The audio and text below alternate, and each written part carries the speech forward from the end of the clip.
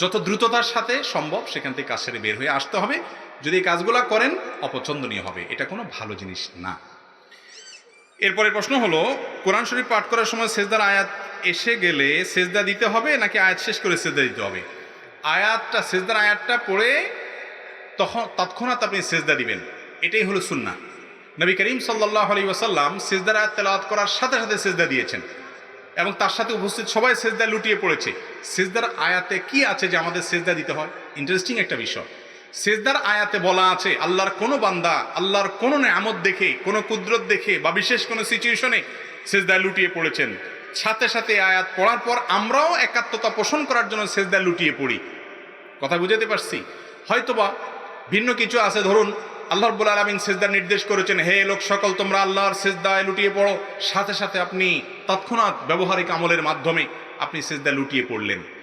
এই জন্য এটা সাথে সাথে করাটাই হলো সুন্নাহ।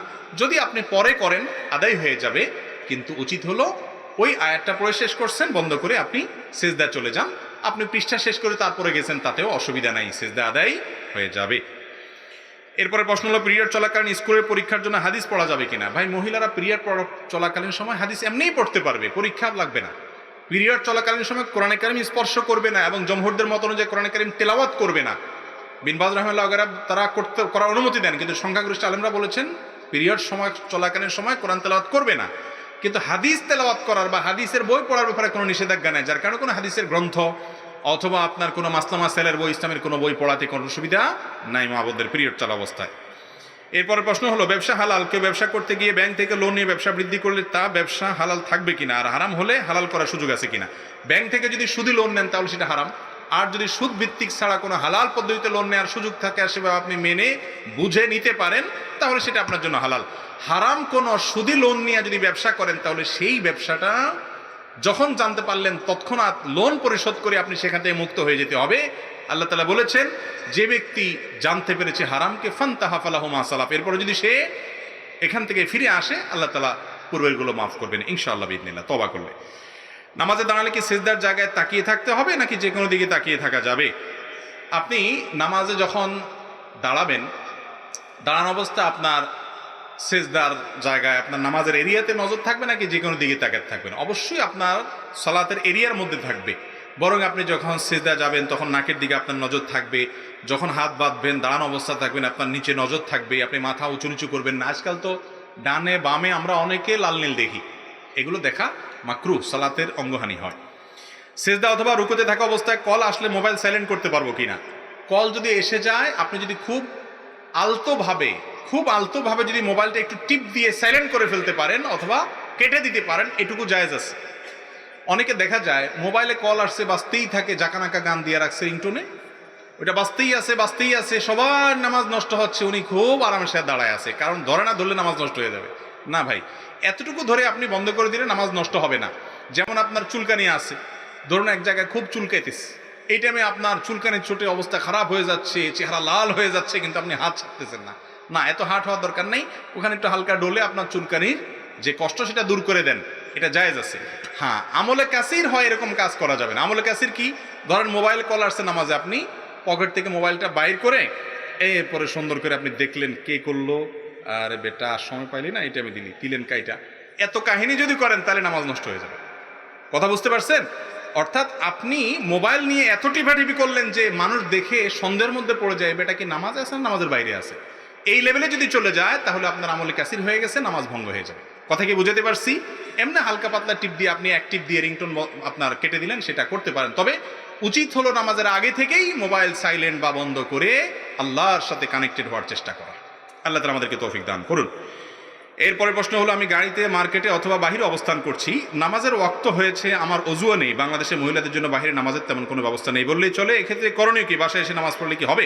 না, মা বোনরা বাহিরে যদি যান ওয়াক্ত হয়ে গেলে নামাজ পড়ে ফেলতে হবে, বাসায় এসে নামাজ পড়লে হবে না যদি ওয়াক্ত শেষ হয়ে যায়। ওয়াক্ত থাকতে থাকতে বাসায় আসতে পারলে তখন আপনি এসে পড়তে পারেন, অসুবিধা নেই, কারণ আল্লাহ বলেছেন ইন্নাস সালাতা কানাত আলাল মুমিনিনা কিতাবাম মাওকুতা, ঈমানদারদের জন্য নামাজ ওয়াক্ত অনুযায়ী পড়াটাকে ফরজ করা হয়েছে। ওয়াক্ত চলে গেলে আপনি মনোমত পাবেন হবে না।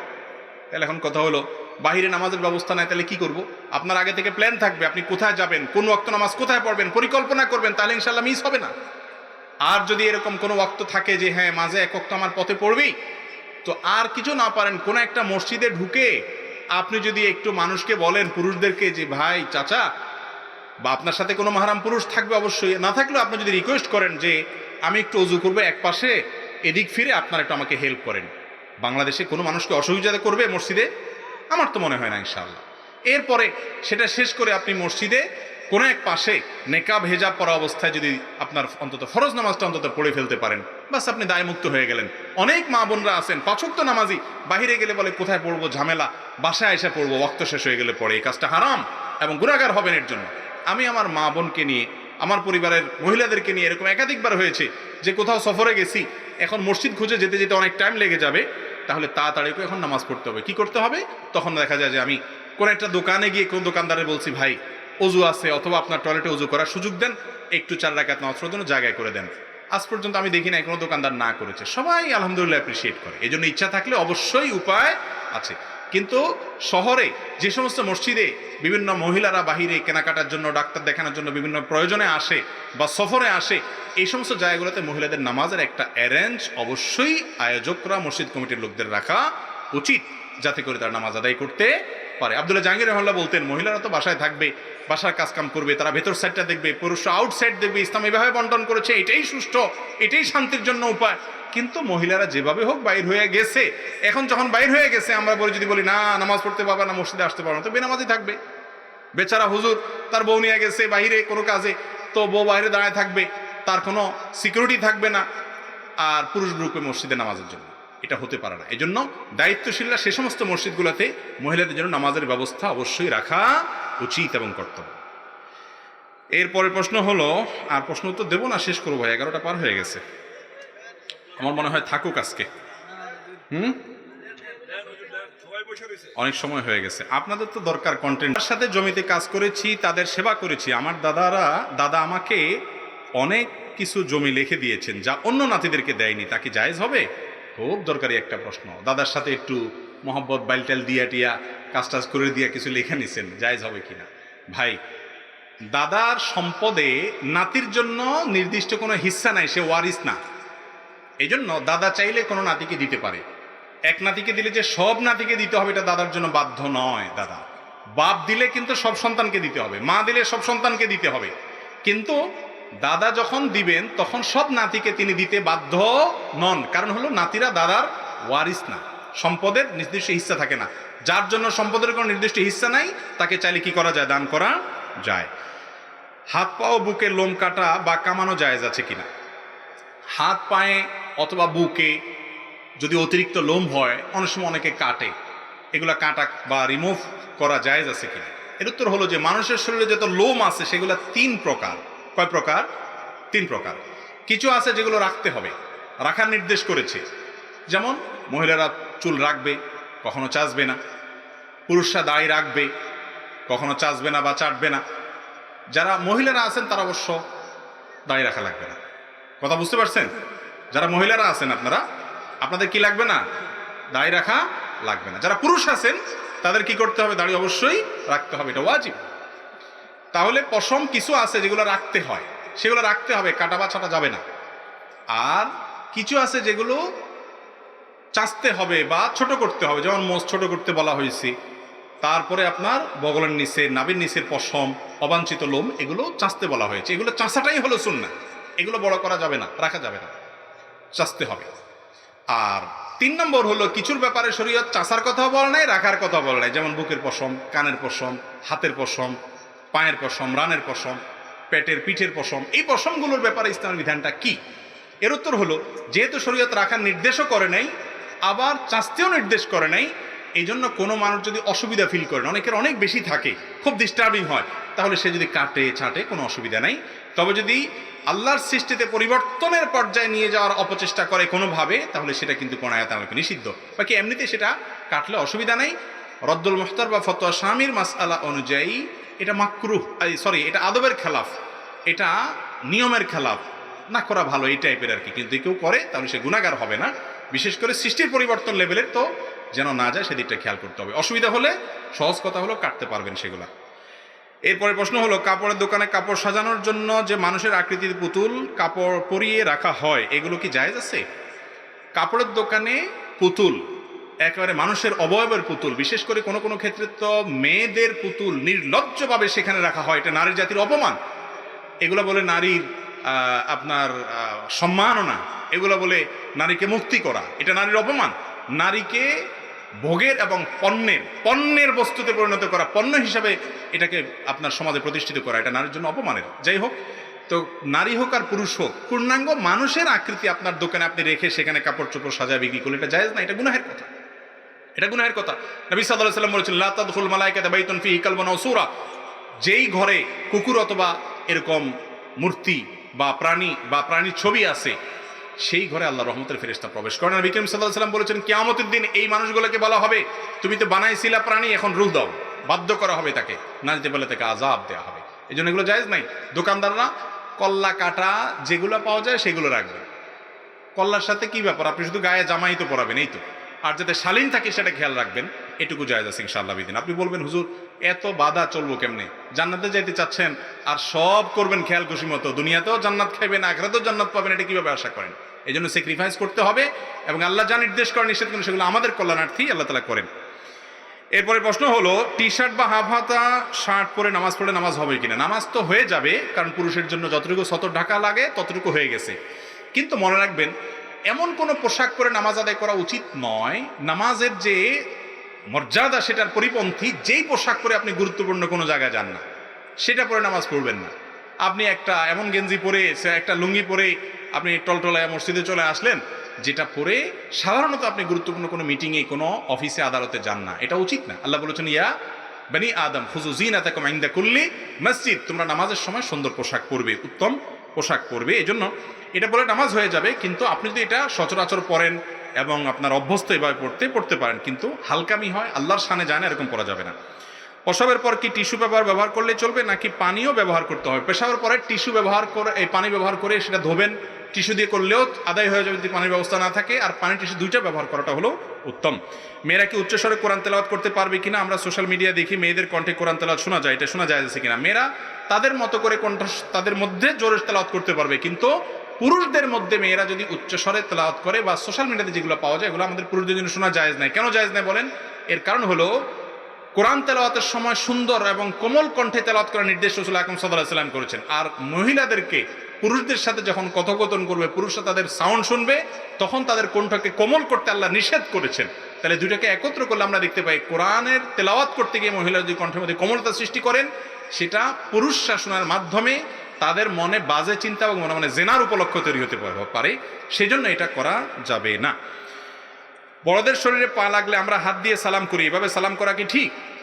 বড়দের, সিনিয়রদের শরীরে যদি পাও লাগে, আমরা আসলে একটু হাত দিয়ে টাচ করে একটু তাকে সম্মান জানাই, এটা ঠিক আছে কিনা? আমাদের অনেক ভাইরা বলে এটা ঠিক না, এটা সালামের কোনো পদ্ধতি না। আমার মনে হয় যে এটা ঠিক আছে আমাদের দেশের জন্য, কারণ বড়দেরকে সম্মান করতে হবে। আমাদের দেশে কারোর গায়ে পাও লাগলে এটা তার প্রতি অপমান হয়, তাকে অসম্মান করা হয়, ইচ্ছাকৃত লাথি মারা একটা অপমান, পাও লাগলে এটা এক ধরনের অপমান। তো আমার যে ভুলে পাও লাগছে, এটা বোঝানোর জন্য আমি তাকে টাচ করে যদি বার্তা দেই যে সরি, এটা আমার আসলে ইচ্ছাকৃত হয় না, তাকে টাচ করার মানেই হলো এটা বলা যে ইচ্ছাকৃত হয় না। আর আমি তাকে টাচ না করলে সে সময় মনে করতে পারে, বেটা আমার এই পাও লাথি দিয়ে চলে গেল, কোনো মানুষ মনে করলো না, অসম্মানিত বোধ করতে পারে, অপমান করতে পারে। কোনো মানুষকে অপমান হয় এমন কোনো কাজ করা জায়েজ নাই। আর অপমান আর মান, এটা আঞ্চলিক আপনার সংস্কৃতির উপরে ভ্যারি করে, এক এক অঞ্চলে এক একটা অপমান মানের ব্যাপার। আরাবিয়ান কান্ট্রিগুলোতে চলে যান আপনি, সৌদি আরবে চলে যান, তো দেখবেন সেখানে মানুষ অনেকে একজন আরেকজনকে পাও দিয়ে ডাকে। ধরেন আপনি শুয়ে আছেন, আরেকজন পাও দিয়ে আপনাকে এরকম লাথি দিতে দিতে গুদে গুদেতে ডাকবে, উঠ উঠ, এবং হাদিসে এরকম বর্ণনা আছে। তাদের কালচার এটা, তারা এটা দর্শনীয় মনে করে না, কিন্তু আমাদের সমাজে এটা দর্শনীয় মনে করা হয়। এই জন্য আরব কান্ট্রিগুলোতে বিশেষ করে নামাজে, মসজিদে দেখা যায় এরকম চাইতে পাও লেগে যাচ্ছে, কিছুই বলে না। আমাদের বাঙালিরা অনেক সময় খেপে যায়, এটা মানুষ নাকি আমার পাও দিয়ে লাথি মেরে দিয়ে গেল। তাদের কাছে এটা দর্শনীয় কিছু না। এগুলা আচরণগত বিষয়গুলো কোন উদ্দেশ্যে করা হচ্ছে, সমাজ এটাকে কিভাবে নিচ্ছে, সেটার উপর ভ্যারি করে। এই জন্য তাকে বার্তা দেওয়া যায়, কিন্তু এটাকে সালাম বলবেন না, এখানে সালামের কিছু নেই। তাকে টাচ করে আপনি শুধু বার্তাটা দিলেন, জাস্ট এটুকু হইলো। অনেক সময় টাচ করে বুকে হাত দেওয়া হয়, মানে আপনাকে আমি সম্মান করি, অসম্মান করি না। তো এই নিয়তে তাকে একটা বার্তা দিলেন, এতে অসুবিধার কিছু নাই। এরপরে প্রশ্ন হলো, মেয়েদের নামাজের পড়ার সময় অমনোযোগী হয়ে ভিন্ন চিন্তা চলে আসার কারণে কত রাকাত পড়েছি সেটা ভুলে গেলে করণীয় কি? খুব গুরুত্বপূর্ণ একটা প্রশ্ন। নামাজে কয় রাকাত পড়ছেন আপনার সন্দেহ হচ্ছে, 3 রাকাত না 4 রাকাত, কি করবেন? এই ক্ষেত্রে প্রথম কথা হলো, যদি আপনার প্রবল ধারণা হয় যে আমার কমেরটাই বেশি মনে হয়, বেশিটা কম, অর্থাৎ 3 আর 4-এর ভিতরে সন্দেহ হচ্ছে 3 বেশিরভাগ মনে হচ্ছে, তাহলে 3 ধরে আরেক রাকাত পড়ে শেষে সিজদা সহু দিয়ে নেবেন। আর যদি আপনি 50-50 থাকেন যে কোনটা আসলে কিছুই বুঝতে পারতেছি না, 3-এরও পক্ষে মন সমান টানে, 4-এর পক্ষে মন টানে, 2 রাকাত না 3 রাকাত দুটোটার পক্ষে মন টানে, তাহলে সেক্ষেত্রে কমটা ধরবেন, কমটা ধরে আরেক রাকাত পড়ে সিজদা সহু দিবেন। কথা কি বুঝাতে পারছি? প্রবল ধারণা হলে সেটাই চূড়ান্ত, প্রবল ধারণা না হলে কমটা ধরে নামাজ শেষ করবেন, শেষে সিজদা সহু দিয়ে দিবেন, নামাজ হয়ে যাবে ইনশাআল্লাহ। এরপরের প্রশ্ন হলো স্ত্রীর নামের সাথে স্বামীর নাম যুক্ত করা যাবে কিনা, জানলে আমাদের অনেক ভালো হয়। স্ত্রীর নামের শেষে স্বামীর নাম যুক্ত করা আমাদের দেশে একটা ট্র্যাডিশন। স্বামীর নাম যদি কামাল থাকে, স্ত্রীর নাম যদি জরিনা থাকে, তাহলে জরিনা কামাল রাখে, এরকম কালচার আছে না আমাদের দেশে? এই কালচারটা সুন্নাহ নয়, সুন্নার খেলাফ। সুন্নাত হলো স্ত্রী তার নামের সাথে তার বাবার নাম যুক্ত করবে। কথার কথা জরিনার নাম জরিনা আর তার বাপের নাম খালেদ, তাহলে লেখা হবে জরিনা খালেদ। কেন? কারণ হলো নাম এটা মানুষের নিজের এবং নিজের বংশের পরিচয়কে বহন করে। আপনার বংশীয় পরিচয় হবে আপনি কার সন্তান, তিনি কার সন্তান, কোন বংশের, সেটা, এটা হলো সুন্নাত। যদি কোনো নারীর জন্য তার স্বামীর নাম যুক্ত করাটা তার জন্য সম্মানের হতো, মুহাম্মদুর রাসূলুল্লাহ সাল্লাল্লাহু আলাইহি সাল্লামের স্ত্রীগণ তারা নবী সাল্লাল্লাহু আলাইহি সাল্লামের নামকে তাদের সাথে রাখতেন এবং সেটা হতো তাদের জন্য অনেক বেশি গর্বের, ঠিক না ঠিক? কিন্তু তারা কেউ কি করেছেন? এরকম করেন নাই। কেউ যদি এরকম রাখেন তাতে কোনো গুনাহ হবে না, বেদাত হয়ে যাবে, এটা কেউ সব মনে করে না, কোনো অসুবিধা নাই, কিন্তু এটা সুন্নাহ না। সুন্নাহ হলো বাপের নামটা যুক্ত করে রাখা। আরে ভাই, স্বামী তো পরিবর্তনযোগ্য, বাপ কি পরিবর্তনযোগ্য? জরিনা খালেদ যে রাখছেন, খালেদের সাথে তালাক হয়ে গেলে এরপরে কদিন পরে রাখবেন জরিনা ইউসুফ, আরেকজনের নামে বিয়ে হলে তার সাথে নাম ইউসুফ হলে, এটাতে কোনো সঠিক হতে পারে না। নাম তো আপনার সব জায়গাতে ফিক্স থাকতে হবে, এই জন্য বাপের নাম রাখাটাই হলো উত্তম এবং ভালো।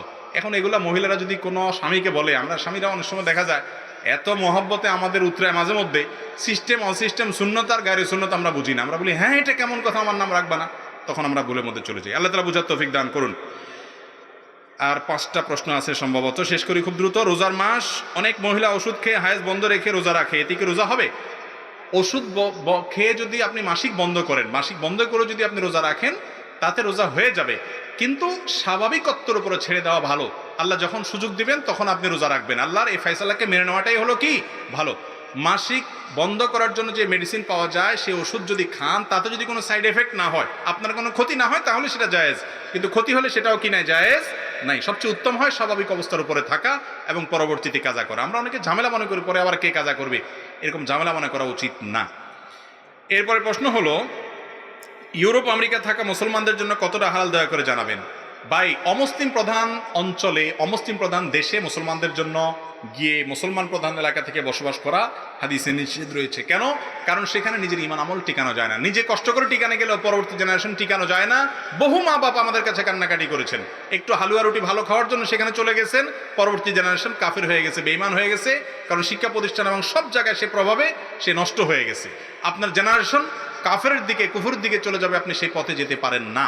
তবে হ্যাঁ, সেই সমস্ত এলাকাতে যদি আপনি দাওয়াতের উদ্দেশ্যে থাকেন, দাওয়াত আপনার মিশন হয়, ইসলামের প্রচার আপনার মিশন হয়, তাহলে জায়েজ আছে, সেই উদ্দেশ্যে বাচ্চাদেরকে সেভাবে গড়ে তুলবেন ইনশাআল্লাহ বিইذনিল্লাহ।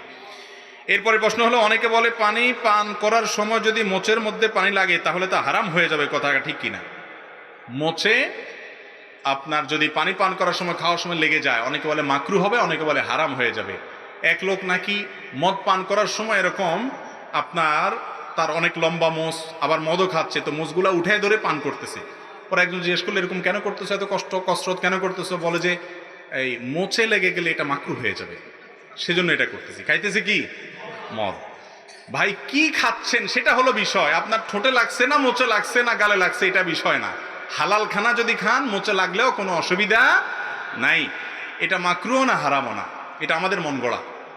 মোষ বীজ, ভাই পানি খাবে না আর মোষ ভিজবে না, পুরুষরা যাদের মোচ আছে, এটা কিভাবে সম্ভব আমাকে বলে?